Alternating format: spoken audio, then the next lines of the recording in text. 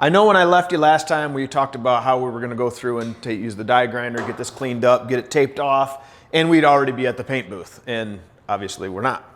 So as I was going through this, getting rid of all this nasty casting shrapnel from a poorly designed mold, I got going at it and it was just taking a long time. And as you're doing this and you're thinking about other stuff, I was like, hey, I have another tool that might work really well that's not just a punch wailing the daylights out of this block. So I went over to my toolbox and I grabbed my descaler. So normally this is for, I'll say sold as, to descale rust off of, say, a frame, right? Chips away at it, blah, blah, blah. Works very well. Never thought about using it on a cast iron block because, well, typically I don't have to, because it's usually just flash that I need to, cut off with the die grinder.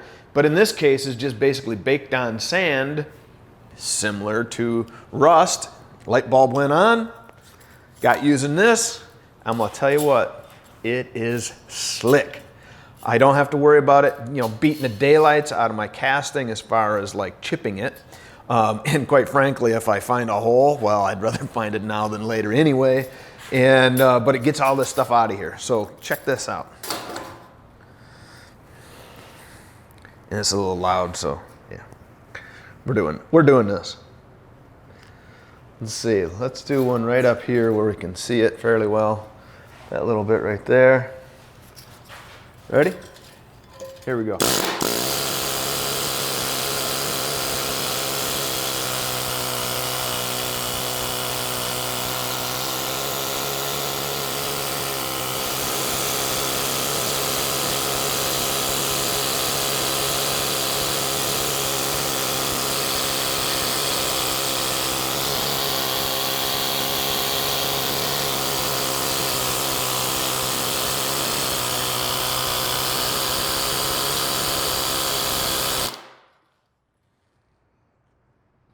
Check that out. So not only is all that nastiness gone, it actually gives it a cast look as well. So just a little tip.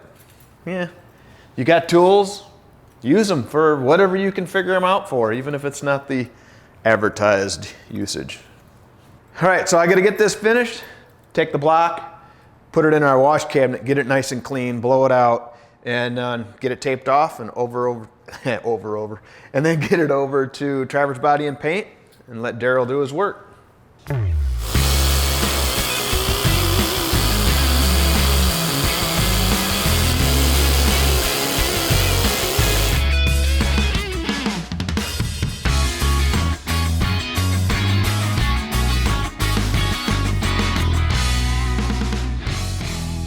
Now at this point, I'm gonna go through and I'm gonna tape everything off. Now, if this happens to be the first time you're watching, yes, I'm a little excessive and do things a little bit differently than most. I like to paint my block first. So I will tape everything off. I will actually use the gaskets, lay them over the top, trace out, put my my paint line inside of the gasket just a little bit. And that way it gives a nice crisp look when it's done. I equate it to, you paint the room first, then you put the trim up, not the other way around.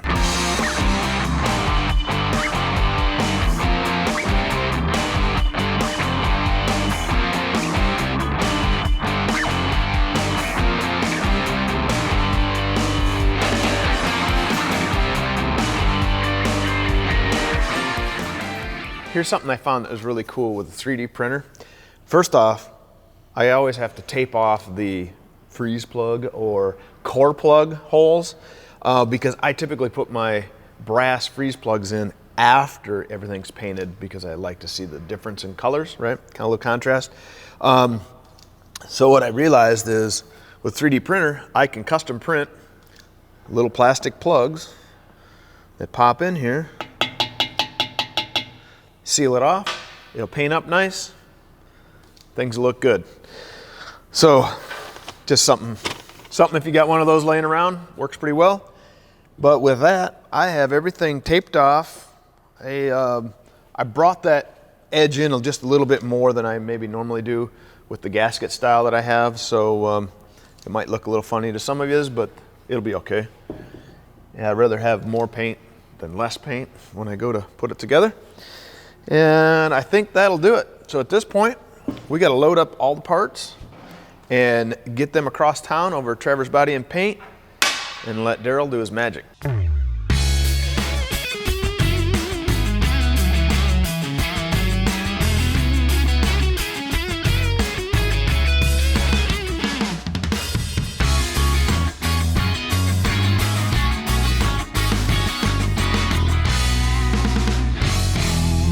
All right, well, you can see we have all of our parts laid out on stands over at Trevor's Body and Paint in the paint booth. And that brings me to my rockauto.com tip of the day. If you want paint to stick to anything, it has to be, the surface cannot be smooth and it needs to be oil-free. So, for instance, on our pan here, it has a coating on it, and you have to scuff that gloss off, give it some mechanical edge, if you will, for that paint to bite into, and then I'll go through and wipe it all down to get any fingerprints or any oils and that off of it. Likewise with our blocks, the head, so on and so forth.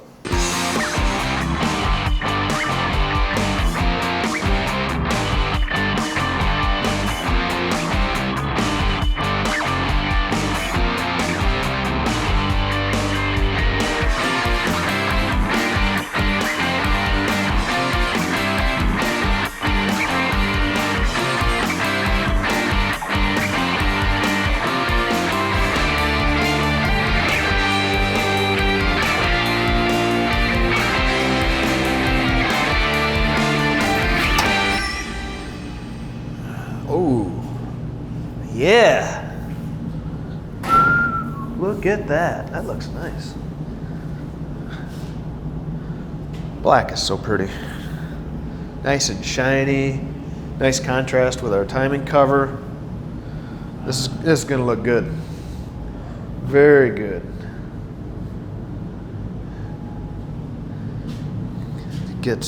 Got in all the tough parts for us. That's cool. Always tricky getting up into the nooks and crannies.